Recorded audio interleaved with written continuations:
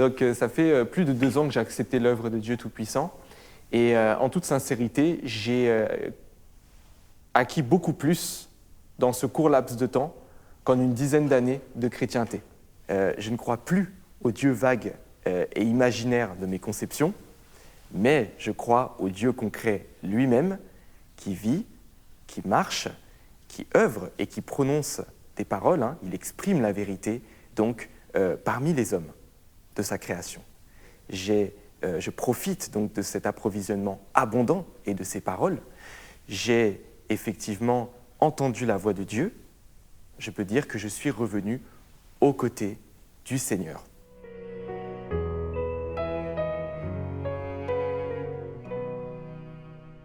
Je m'appelle Mathieu, je suis né dans une famille française catholique à Lyon.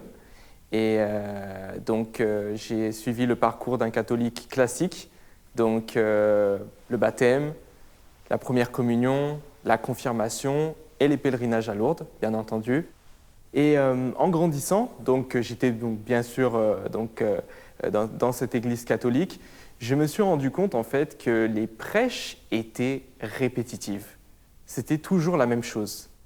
Je me suis vraiment rendu compte qu'en plus de ça, l'atmosphère était très froide, c'est-à-dire qu'il n'y avait pas de vie. Et je me suis même rendu compte que la foi de beaucoup de croyants donc, dans l'église était très froide. Donc, face à ce constat, j'ai été un petit peu déçu. Et donc, j'avais en fait dans mon cœur le désir en fait de chercher une église vraiment qui avait l'œuvre du Saint-Esprit, l'église vraiment où on peut sentir la présence du Seigneur. Et donc, j'ai pris la décision donc, de quitter en fait l'église catholique pour vraiment trouver ce genre d'église. Après avoir quitté l'église catholique, je suis arrivé en fait à Genève et dans le cadre en fait de mes études. À ce moment-là, j'ai rejoint une église évangélique. Et donc, je me suis rendu compte que les pasteurs ne prêchaient que sur le sens littéral de la Bible. Et c'était souvent, ça s'apparentait en fait à des slogans. Ils prêchaient aussi beaucoup de théories irréalistes, beaucoup sur les dons spirituels. Et c'est quelque chose en fait qui ne pouvait pas toucher mon cœur. Ça ne me permettait pas en fait de connaître le Seigneur. Mais ce qui m'a le plus marqué, c'était par rapport en fait à l'idolâtrie.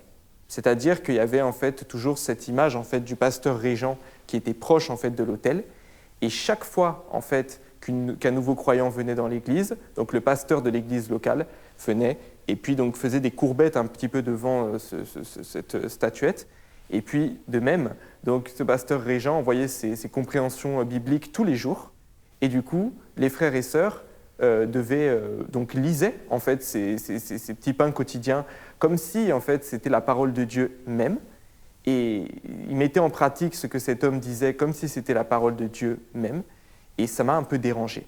J'ai pas trouvé ça normal en fait, et j'ai vu que le Seigneur en fait n'était pas dans cette église.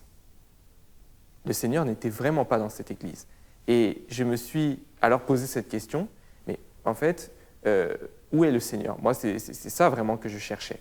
Donc, à partir de ce moment-là, je me suis en fait retiré de cette église parce que je ressentais comme un vide spirituel. Et puis, j'avais même le sentiment, je me disais en fait, mais est-ce que Dieu ne m'a pas abandonné au final? D'accord, je comprends. Mais du coup, comment vous avez fait pour rechercher la volonté de Dieu, pour essayer justement de résoudre ce vide spirituel? Oui, en fait, à ce moment-là, donc, j'ai commencé à faire mes propres études bibliques donc, chez moi. Je tombais régulièrement sur le chapitre 3 et il parlait en fait de l'église de Philadelphie. Et ça m'avait beaucoup marqué, et je vais vous lire un passage, et vraiment, vous allez voir, c'est impressionnant. Alors, parce que tu as gardé mon ordre de persévérer, je te garderai aussi à l'heure de la tentation qui va venir sur le monde entier pour mettre à l'épreuve les habitants de la terre. Je viens bientôt. Tiens ferme ce que tu as, afin que personne ne prenne ta couronne. Du vainqueur, je ferai un pilier dans le temple de mon Dieu, et il n'en sortira plus jamais. Amen. Donc vraiment, ce passage m'avait beaucoup plu et il m'avait beaucoup marqué, parce qu'il était à la fois rempli de promesses, mais aussi de mystères. Je voyais que déjà le Seigneur disait de façon claire qu'il y a une église qui est approuvée par lui, cette église de Philadelphie. Donc à partir de ce moment-là, je me suis même rendu compte que c'était comme si le Seigneur disait « Je suis dans cette église ». Et là, vraiment, les questions qui me venaient à cœur, c'était où est cette église? Et donc, à partir de ce moment-là, donc, ce qui m'a beaucoup marqué, j'ai continué un peu mes lectures. Voici, je me tiens à la porte et je frappe. Si quelqu'un entend ma voix et ouvre la porte, j'entrerai chez lui, je souperai avec lui et lui avec moi. En fait, à ce moment-là, j'ai été vraiment frappé parce que il était clairement dit voilà, que le Seigneur frappait à la porte. Alors je me disais, mais comment est-ce qu'il frappe, hein? Et ça veut dire que le Seigneur est bientôt de retour. Donc c'était pour moi une grande révélation et puis ça m'a beaucoup encouragé à continuer en fait, à chercher donc, dans ce sens-là. Le 1er mai donc, 2018, après un moment, une phase un peu compliquée, j'ai eu à prier Dieu vraiment de tout mon cœur parce que je voulais vraiment comprendre tout ce que j'avais pu voir auparavant. Mon Dieu, s'il te plaît, éclaire-moi. Je sais que tu as dit que tu reviens bientôt, mais fais-moi comprendre ta volonté. Et après cette prière, donc, je me suis reposé. Et le lendemain, en fait, je suis allé au travail comme d'habitude. Et à la pause, donc déjeuner, donc, je suis allé au bord du lac Léman. Et à ce moment-là, je suis allé donc, me poser donc, sur un banc. J'ai pris un temps donc, pour prier, me retrouver devant Dieu. Et après ça, donc, j'ai aperçu, je me souviens, donc, une personne au loin. Et j'ai décidé en fait, de l'aborder pour lui prêcher l'Évangile. Pendant l'échange, il m'arrête pendant que je parlais, puis il me dit « Bon, voilà mon frère, il faut que tu saches que le Seigneur est déjà revenu et qu'il a prononcé des millions de paroles. » Donc quand il m'a dit ça, j'étais un petit peu sceptique et je me suis dit « Mais pourquoi ce frère me dit ça ? Est-ce que c'est possible que le Seigneur soit revenu ?» Enfin, c'était un choc. Donc à ce moment-là, on a continué à échanger et puis il y avait plusieurs questions qui me venaient à cœur. Je me disais « Mais le Seigneur est revenu, mais de quelle manière ?» Bon, à la fin de la discussion, il m'a donné donc, le site internet de l'Église de Dieu Tout-Puissant. Et il m'a dit, écoute, comme ça, tu pourras aller regarder par toi-même et puis tu te feras ta propre opinion. D'accord.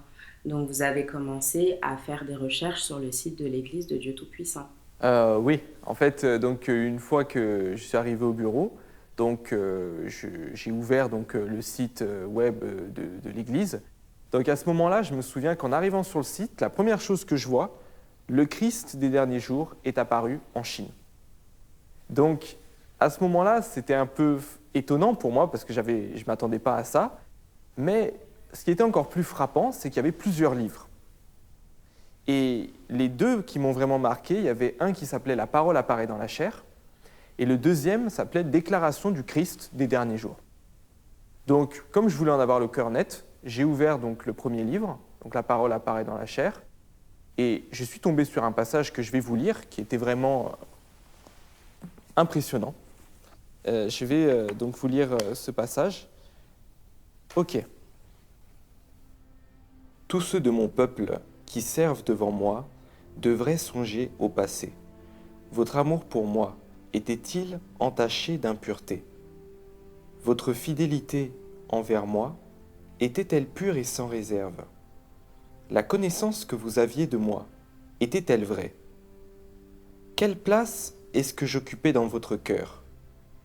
Est-ce que j'habitais votre cœur entièrement?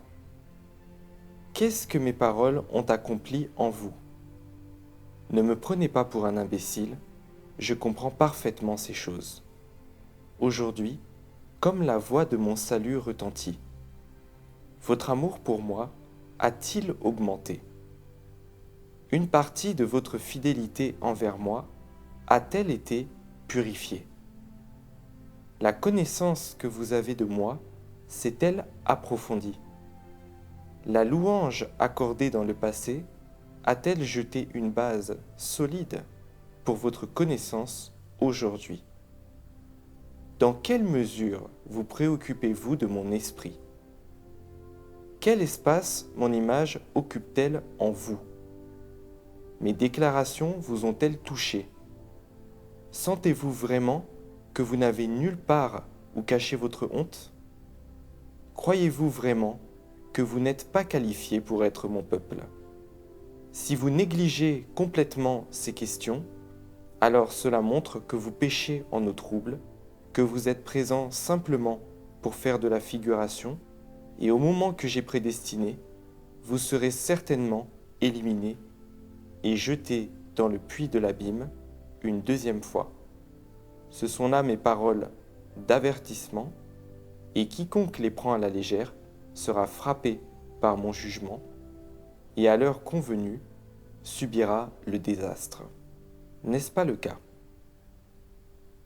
En plus de l'autorité vraiment qui était et la puissance vraiment que dégageaient ces paroles, j'avais l'impression en fait de me retrouver face à face avec Dieu. Et j'avais l'impression que Dieu me demandait, mais est-ce que ton amour pour moi est réel? Est-ce que du coup ton obéissance est sincère? Donc à ce moment-là, j'étais un petit peu mal à l'aise. Parce que franchement, je me voyais en fait dans mon service par rapport à Dieu. En fait, je servais Dieu, mais par obligation. Je ne le faisais pas par amour. Et souvent, quand je pensais à mes prières, alors là, c'était encore un problème plus grave. Parce que je priais Dieu et je lui demandais, voilà mon Dieu, j'aimerais avoir une voiture comme ça, j'aimerais avoir une maison comme ça, une situation professionnelle comme ça et une femme comme ça. Avec le salaire, bien sûr. Et donc, je voyais que c'était complètement déraisonnable. Et le pire, c'est que quand Dieu, en fait, ne pouvait pas répondre à mes demandes extravagantes, alors je me rebellais contre lui. Là, je pouvais me plaindre dans mon cœur. Et face à ces questions, j'ai été rempli, en fait, j'avais honte. Je cherchais vraiment un endroit pour me cacher, mais j'étais vraiment exposé. Et à ce moment-là, j'ai eu vraiment à me sentir en fait comme un enfant qui est face à face avec ses parents, et ses parents le réprimandent ouvertement pour les mauvaises choses qu'il a faites. Et vraiment, à ce moment-là, c'était un sentiment assez étrange. D'un côté, en fait, j'étais vraiment heureux parce que j'ai eu le sentiment que Dieu me parlait directement, et je savais que c'était la voix de Dieu parce que seul Dieu, en fait, peut lire et sonder le cœur des hommes. Donc c'est ça qui m'a vraiment frappé.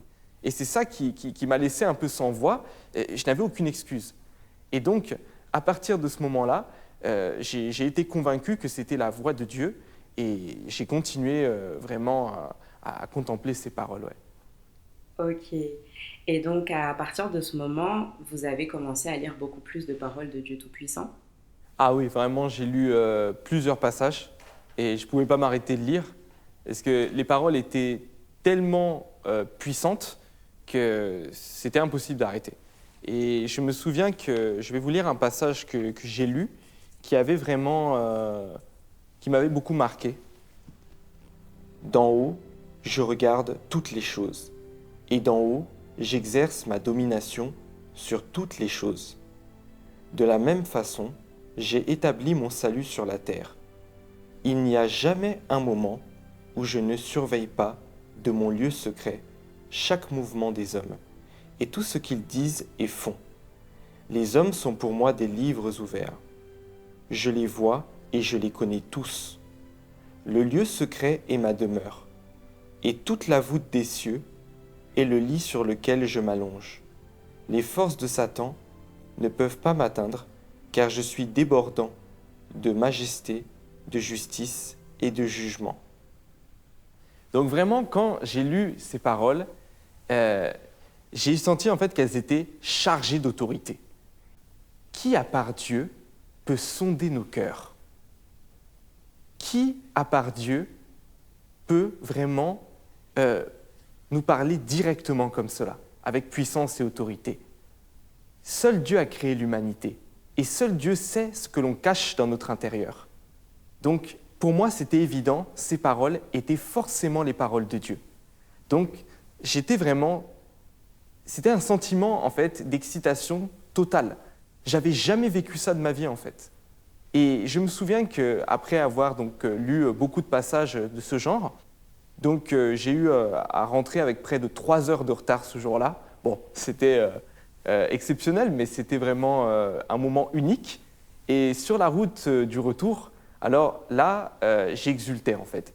Donc je remerciais Dieu, je disais, mais mon Dieu, vraiment, je te remercie, j'ai reconnu ta voix, je sais que tu es revenu, je sais que j'ai reconnu ton autorité et vraiment que toute la gloire te revienne. J'étais vraiment dans un état de joie intense, c'était l'euphorie en fait.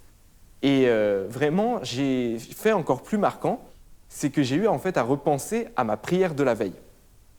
Et là, en fait, je me souviens, j'avais demandé à Dieu, fais-moi savoir ta volonté concernant ton retour. Et je me suis rendu compte à ce moment-là que Dieu avait entendu ma prière, mais encore plus marquant, Dieu a répondu à ma prière. Donc là, c'était encore quelque chose de plus fort, en fait. Et vraiment, ça m'avait beaucoup marqué. Et par contre, alors, il y a toujours un mais, c'est qu'il y a quelques questions qui restaient un peu en suspens. C'était le Seigneur est venu, mais de quelle manière est-ce qu'il est venu? Quelle œuvre il accomplit? Toutes ces questions restaient en suspens. Et donc, dans la foulée, j'ai eu en fait à contacter directement les frères et sœurs de l'Église de Dieu Tout-Puissant. D'accord. Et du coup, qu'est-ce que les frères et sœurs ont échangé avec vous à ce moment-là?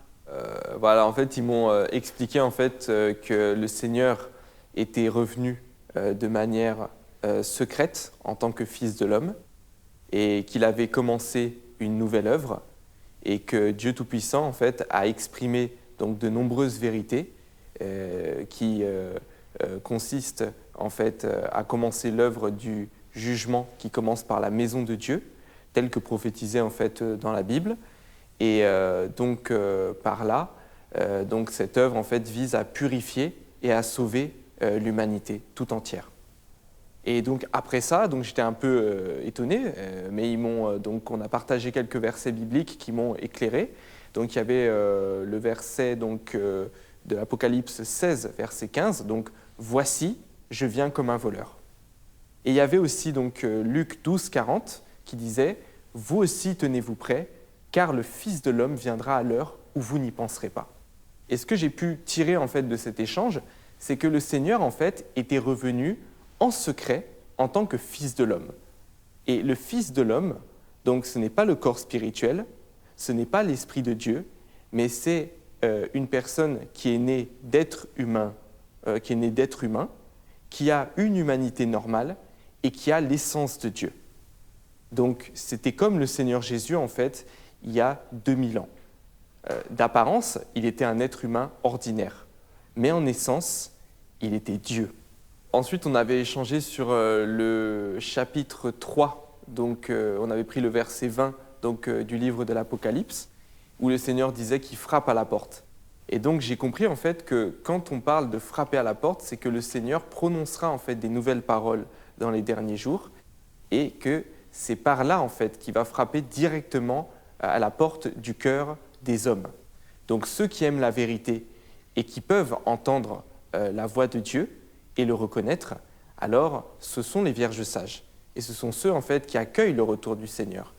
Et c'est exactement en fait ce que disait la Bible, ça vient vraiment accomplir cette prophétie qui disait « Mes brebis entendent ma voix, je les connais et elles me suivent ». Donc dans le livre de Jean, donc 10, 27. Du coup, quand vous avez entendu dire que dans les derniers jours, Dieu revenait par le biais de l'incarnation, donc c'est-à-dire comme un fils de l'homme en fait, qu'est-ce que vous en avez pensé? J'étais quelque peu dubitatif. En fait, se dire que le Créateur de toutes choses s'était incarné une seconde fois et vivait sur la même terre que moi, respirait le même air que je respirais et avait une apparence similaire à tout autre homme ordinaire, pour moi, c'était invraisemblable. Je pensais en fait que Dieu était dans les cieux, mais je n'aurais jamais imaginé que Dieu se fasse chair et vienne directement sur terre en fait pour exprimer des paroles et faire une nouvelle œuvre. Donc après ça, je me souviens que je me suis rapproché de la sœur Lisa et du frère David, et donc on a eu à lire donc 2 passages au sujet donc de l'incarnation. Donc je vais vous lire les 2 passages. Vous verrez, c'est très clair. L'incarnation, c'est l'apparition de Dieu dans la chair. Dieu œuvre parmi l'humanité dans l'image d'une chair. Ainsi, pour que Dieu soit incarné, il doit d'abord être chair, une chair avec une humanité normale. C'est le prérequis le plus fondamental. En fait, l'implication de l'incarnation de Dieu est que Dieu vit et œuvre dans la chair, que Dieu, dans son essence même, devient chair, devient un homme. Le Dieu incarné s'appelle Christ, et le Christ est la chair que revêt l'Esprit de Dieu. Cette chair ne ressemble à aucun homme qui est de chair. Christ n'est pas de chair ni de sang, il est l'incarnation de l'Esprit. Voilà la différence. Il possède à la fois une humanité normale et une divinité complète. Sa divinité n'est possédée par aucun homme. Son humanité normale sustente toutes ses activités normales dans la chair, tandis que sa divinité réalise l'œuvre de Dieu lui-même. Que ce soit son humanité ou sa divinité, toutes deux sont soumises à la volonté du Père céleste. L'essence de Christ est l'Esprit, c'est-à-dire la divinité. Par conséquent, son essence est celle de Dieu lui-même. Donc, à travers ces passages, j'ai pu vraiment comprendre que l'incarnation, c'est quand l'Esprit de Dieu se revêt d'une chair et qu'il vient directement sur terre parmi les hommes pour exprimer la vérité et accorder le salut à l'humanité tout entière. Donc de l'extérieur, le Christ est un homme ordinaire, ayant des besoins humains normaux, et en essence, il est Dieu. Il est capable de parler à toute l'humanité avec l'identité et le statut de Dieu, chose qu'aucun autre homme ne peut faire, et il est capable, et lui seul en est en mesure, donc de pouvoir faire le travail de Dieu et d'accomplir la volonté de Dieu. Donc nous pouvons voir que de l'extérieur, le Christ est un être humain normal, et nous ne voyons pas en fait qu'il est Dieu. Mais quand nous entendons sa voix, nous pouvons voir que sa parole ne vient pas de ce monde, puisqu'il est capable effectivement donc d'exprimer des vérités que les êtres humains n'ont jamais vues ni entendues. Il est capable de révéler la corruption cachée du cœur humain, et à partir de là, nous voyons également qu'il est capable d'exprimer la déclaration de Dieu lui-même. Sa déclaration est celle de Dieu lui-même. Donc, nous pouvons voir qu'il est Dieu. Alors, c'est la même chose que lorsque le Seigneur Jésus est venu travailler à l'époque. D'apparence, il était un homme qui était tout à fait ordinaire, pas plus différent qu'un autre. Par contre, il était capable de servir en fait de sacrifice d'expiation pour racheter les péchés de l'humanité tout entière. Et de plus, il était effectivement capable d'accorder la paix, la joie, la grâce et beaucoup de bénédictions en abondance à toute l'humanité, chose qu'aucun homme en dehors de lui ne pouvait faire. Et pourquoi ? C'est parce que l'homme est l'homme et n'a pas l'essence de Dieu. Et après ça, en fait, j'ai eu à échanger avec les frères et sœurs, et puis ils m'ont partagé un petit peu, ils ont échangé un peu sur la vérité, et à partir de ce moment-là, ils m'ont dit que Dieu Tout-Puissant, tout comme le Seigneur Jésus, d'apparence, il est un homme tout à fait ordinaire. Cependant, il a l'essence de Dieu. Et la preuve, il a fait l'œuvre du jugement qui commence par la maison de Dieu. Il a exprimé les vérités qui purifient et qui sauvent l'humanité. Il a révélé les mystères et des vérités qu'aucun homme ne peut atteindre, notamment la vérité sur le plan de gestion de Dieu, la vérité sur comment Satan corrompt l'humanité, ou encore il a révélé la nature satanique de l'homme. Et on voit que toutes ces vérités à part Dieu, personne ne peut les prononcer puisque personne ne les connaît si ce n'est Dieu lui-même. Donc, on peut voir de manière très claire que Dieu Tout-Puissant est bel et bien le Christ et il a l'essence divine. Donc, après cet échange, j'ai pu un peu mieux comprendre ce qu'était l'incarnation. Et j'ai pu voir que le Dieu incarné est d'apparence un être humain normal, mais il a l'essence divine. Et ça m'a libéré en fait de bon nombre de conceptions et d'imaginations que j'avais sur le Christ. Voilà, c'est quelque chose qui m'a beaucoup libéré. Par contre, j'ai pu aussi voir quelque chose, un fait qui était très intéressant, c'est que le Dieu incarné, il peut être vu et toucher des gens, et il peut leur parler directement face à face. Donc, face à toutes ces vérités, donc, et en repensant au fait que Dieu s'était incarné dans les derniers jours, qu'il avait commencé à travailler directement sur la terre et exprimer des vérités pour accorder le salut à la race humaine, ça m'a beaucoup enjoué. Vraiment, ça m'a beaucoup enjoué, ça m'a beaucoup plu, et c'est quelque chose qui m'a vraiment touché au fond de mon cœur. Et par contre, quand j'ai su que la seconde incarnation de Dieu venait pour accomplir l'œuvre du jugement, là, j'étais un petit peu inquiet, et franchement, ça m'a fait un peu peur. En apprenant que le Seigneur était revenu pour faire l'œuvre du jugement dans les derniers jours, pourquoi vous avez eu peur? Quand j'ai su que le Seigneur était revenu pour faire l'œuvre du jugement dans les derniers jours, j'ai été un petit peu inquiet, parce que je vivais encore dans le péché. Et si Dieu revenait, et surtout donc pour me juger, ne serais-je pas condamné au final? Donc c'est ça qui me préoccupait un petit peu vraiment dans mon cœur. Et bon, j'ai eu à échanger avec les frères et sœurs. Et puis j'ai pu comprendre, en fait, ils m'ont dit que le jugement n'était pas en fait pour condamner ou punir, mais était plutôt pour purifier et sauver. Hein, donc c'était un salut en fait. Alors ça m'a un peu rassuré et j'ai même pu comprendre en fait d'une certaine façon qu'en fait lorsque le Seigneur Jésus est venu la première fois, il a en fait accompli une partie de l'œuvre du salut qui consistait en fait à nous pardonner de nos péchés. Cependant, la nature pécheresse qui demeure en nous n'a pas été extirpée.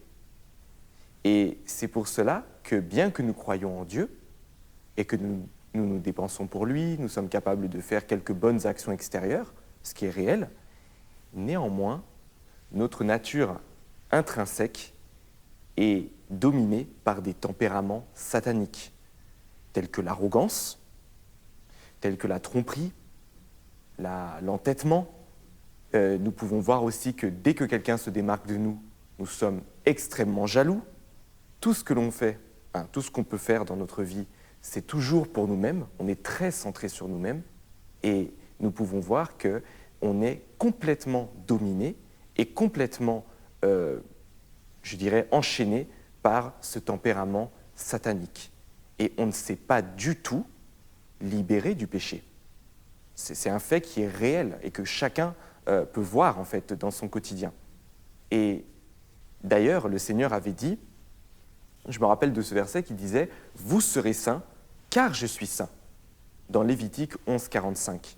Et nous pouvons voir à partir de ce verset que personne n'est apte à rentrer dans le royaume des cieux puisque personne n'est saint. Et on peut voir de façon très claire que c'est la raison pour laquelle Dieu Tout-Puissant, le Christ des derniers jours, est venu et a commencé l'œuvre du jugement afin de nous purifier et de nous sauver, de nous affranchir totalement de ce tempérament satanique corrompu et de nous en libérer. Donc, afin que nous puissions avoir une vraie crainte de Dieu, que nous puissions lui obéir et que nous ne péchions ni ne nous rébellions plus contre Dieu. C'est vraiment le but de cette œuvre. Et ça vient accomplir les prophéties de la Bible que le Seigneur Jésus avait annoncées. Sanctifie-les par ta vérité, ta parole est la vérité, dans Jean 17, 17, ou encore, vous connaîtrez la vérité et elle vous affranchira. après avoir écouté toutes ces explications, donc on a lu 2 passages qui étaient vraiment bien et clairs, qui expliquaient vraiment l'œuvre du jugement. Donc je vais vous lire les 2 passages. Bien que Jésus ait beaucoup œuvré parmi les hommes, il n'a fait que parachever la rédemption de toute l'humanité et est devenu le sacrifice d'expiation de l'homme. Il n'a pas débarrassé l'homme de tout son tempérament corrompu. Sauver entièrement l'homme de l'influence de Satan n'exigeait pas seulement de Jésus qu'il devienne le sacrifice d'expiation et qu'il porte les péchés de l'homme, mais aussi que Dieu œuvre de façon plus grande encore pour entièrement débarrasser l'homme de son tempérament corrompu par Satan, et donc, maintenant que l'homme a été pardonné de ses péchés, Dieu est redevenu chair pour conduire l'homme dans une nouvelle ère et a commencé l'œuvre du châtiment et du jugement. Cette œuvre a mené l'homme dans un domaine plus élevé. Tous ceux qui se soumettent à sa domination jouiront d'une vérité supérieure et recevront de bien meilleures bénédictions. Ils vivront véritablement dans la lumière et gagneront la vérité, le chemin et la vie. Dans les derniers jours, le Christ utilise une variété de vérités pour enseigner à l'homme, exposer l'essence de l'homme et disséquer les mots et les actes de l'homme. Ces paroles comprennent diverses vérités, telles que le devoir de l'homme, comment l'homme doit obéir à Dieu, comment l'homme doit être fidèle à Dieu, comment l'homme doit vivre une humanité normale, ainsi que la sagesse et le tempérament de Dieu, et ainsi de suite. Ces paroles sont toutes axées sur l'essence de l'homme et son tempérament corrompu. En particulier, les paroles qui exposent comment l'homme rejette Dieu sont prononcées au sujet de la manière dont l'homme est une incarnation de Satan et une force ennemie contre Dieu. En entreprenant son œuvre de jugement, Dieu ne fait pas que préciser ce qu'est la nature de l'homme par quelques mots, il l'expose, le traite et l'émonde à long terme. Ces méthodes d'exposition, de traitement et d'émondage ne peuvent pas être remplacées par des mots ordinaires, mais par la vérité dont l'homme est totalement dépourvu. Seules de telles méthodes comme celle-ci peuvent être qualifiées de jugement. C'est seulement par un jugement de ce genre que l'homme peut être maîtrisé et forcé à se soumettre totalement à Dieu et acquérir de surcroît une vraie connaissance de Dieu. Ce que l'œuvre du jugement apporte, c'est la compréhension par l'homme du vrai visage de Dieu et la vérité sur sa propre rébellion. L'œuvre du jugement permet à l'homme de mieux comprendre la volonté de Dieu, le but de l'œuvre de Dieu et les mystères qui lui sont incompréhensibles. Cela permet également à l'homme de reconnaître et de connaître son essence corrompue et les racines de sa corruption, ainsi que de découvrir la laideur de l'homme. Ces effets sont tous causés par l'œuvre du jugement, car l'essence de cette œuvre est en fait l'œuvre d'ouverture de la vérité, du chemin et de la vie de Dieu à tous ceux qui ont foi en lui. Ce travail est l'œuvre du jugement faite par Dieu. Ensuite, le frère Léo a dit que Dieu Tout-Puissant était revenu dans les derniers jours afin de pouvoir exprimer la vérité, donc pour sauver et purifier la race humaine. La parole de Dieu a révélé de nombreux mystères et de nombreuses vérités, tels que le mystère du plan de gestion de Dieu, de 6000 ans, le mystère des 3 étapes de l'œuvre de Dieu, comment Satan corrompt la race humaine, comment Dieu sauve la race humaine, quel genre de personne sera sauvé et entrera dans le royaume des cieux, quel genre de personne sera éliminé et puni, ainsi que la fin et la destination de toutes sortes de personnes. Donc Dieu Tout-Puissant a également en fait révélé la réalité sur notre nature pécheresse et sur notre corruption, et par là, il a résolu en fait le problème de notre corruption et de notre nature pécheresse au travers des épreuves, au travers des souffrances ce qui a vraiment résolu ce problème. Ce qui lui a permis de voir à quel point l'humanité est profondément corrompue, à quel point notre nature est arrogante, malhonnête et trompeuse. Donc, je dirais que le plus triste même dans tout ça, c'est le constat qui a été fait sur la relation que nous avons en fait avec Dieu.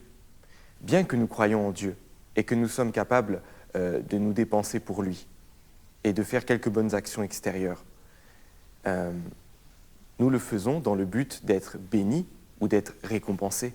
Nous négocions avec Dieu et nous ne le faisons pas pour lui obéir et encore moins pour l'aimer.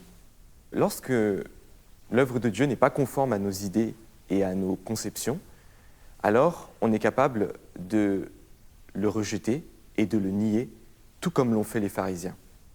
Lorsque nous entendons la parole de Dieu, Tout-Puissant, et que nous voyons qu'elle est véritablement la voix de Dieu, et qu'elle émane directement de Dieu, mais que nous sommes sous le contrôle de nos chefs religieux, alors nous sommes capables de rejeter Dieu. Lorsque nous faisons face à des épreuves et à des tribulations, nous sommes capables de nous plaindre de Dieu dans notre cœur. C'est ce que nous faisons d'ailleurs. Et de façon très claire, nous voyons que nous vivons complètement dans notre corruption. Nous vivons sous la domination de ce tempérament satanique, nous appartenons toujours à Satan, et d'une manière très claire, il y a une question qui vient, c'est comment de telles personnes peuvent rentrer dans le royaume des cieux. Le jugement et la révélation de la parole de Dieu nous permettent en fait de prendre conscience de notre état réel et de voir la réalité de notre corruption. On peut voir à quel point nous sommes incapables d'accomplir la volonté de Dieu, à quel point nous sommes incapables de le satisfaire. De ce fait, nous avons des remords et nous sommes prêts à nous repentir devant Dieu. Et ça, c'est les effets de ce jugement. Mais également, nous en arrivons à connaître le tempérament de Dieu en faisant l'expérience de cette œuvre. C'est-à-dire que nous comprenons que Dieu n'est pas simplement amour et compassion, mais que son tempérament est avant tout justice, majesté, colère et malédiction. Ce qui crée en fait en nous une certaine crainte de Dieu. Et nous sommes prêts effectivement à trahir notre chair, nous sommes prêts à véritablement mettre sa parole en pratique et à lui obéir. Et de cette façon-là, notre tempérament de vie change peu à peu. À partir de là, nous pouvons voir que le jugement, le châtiment, les épreuves et les émondages de Dieu sont son plus grand salut et son plus grand amour pour nous. Après avoir échangé avec le frère, j'ai pu comprendre l'importance et la signification profonde de cette œuvre du jugement. J'ai compris que si nous ne faisons pas l'expérience de cette œuvre, nous ne pourrons jamais prendre conscience de la réalité de notre corruption et nous ne pourrons jamais véritablement nous repentir devant Dieu. C'était comme moi en fait auparavant, je voyais que je priais tous les jours, je me confessais tous les jours, mais je répétais les mêmes péchés. Je vivais dans un cycle du péché. Et de telle façon que je me confessais de nouveau, mais je ne pouvais pas corriger mes péchés. Ça revenait toujours. Et donc je voyais que, en fait, j'étais complètement contrôlé par ma nature pécheresse. Donc avec une telle nature et une telle condition de vie, comment est-ce que je pouvais rentrer dans le royaume des cieux ou être approuvé par Dieu ? Ça n'était pas possible en fait. Et donc, à partir de là, j'ai pu voir que j'essayais même, par des bonnes actions extérieures, me convaincre que ça pouvait suffire pour satisfaire Dieu. Mais je me suis rendu compte que ce qui compte, ce n'est pas les changements extérieurs, mais c'est le changement de notre intérieur. C'est ça que Dieu regarde. Et donc, à partir de ce moment-là, j'ai pu me rendre compte que cette œuvre est extrêmement importante et que sans cette œuvre, personne ne serait sauvé. Et c'est pour ça que Dieu Tout-Puissant est revenu dans les derniers jours afin d'exprimer la vérité et de nous purifier de cette nature corrompue et de nous affranchir de nos péchés afin que nous soyons compatibles avec lui et que nous puissions entrer dans le royaume des cieux. Donc en ça, on peut voir que l'amour de Dieu est réel et il est concret. En lisant la parole de Dieu Tout-Puissant, tous les jours, j'ai pu confirmer en fait et être convaincu dans mon cœur qu'il est la seconde venue du Seigneur Jésus. Je peux voir de façon claire qu'il est le Christ revenu dans les derniers jours. Ça, on ne me fera pas croire le contraire. Et j'ai pu, effectivement, à travers la vie d'Église que je vis tous les jours, donc apprendre à connaître Dieu. J'ai la communion avec les frères et sœurs, je peux lire et profiter de l'approvisionnement abondant de la parole de Dieu. Et plus encore, je dirais que je ne crois plus au Dieu vague et imaginaire de mes conceptions, mais je crois au Dieu concret lui-même, qui vit, qui marche, qui œuvre et qui prononce des paroles, il exprime la vérité, donc parmi les hommes de sa création. Et je peux voir d'une certaine façon que je profite donc de cet approvisionnement abondant et de ces paroles. J'ai effectivement entendu la voix de Dieu, j'ai goûté à l'œuvre du Saint-Esprit, chose que tout chrétien aspire à ressentir comme sentiment, c'est quelque chose de profond. Et en même temps, je peux dire que je suis revenu aux côtés du Seigneur. Et donc, je remercie vraiment Dieu Tout-Puissant de m'avoir sauvé et je considère vraiment que c'est ma plus grande bénédiction sur terre.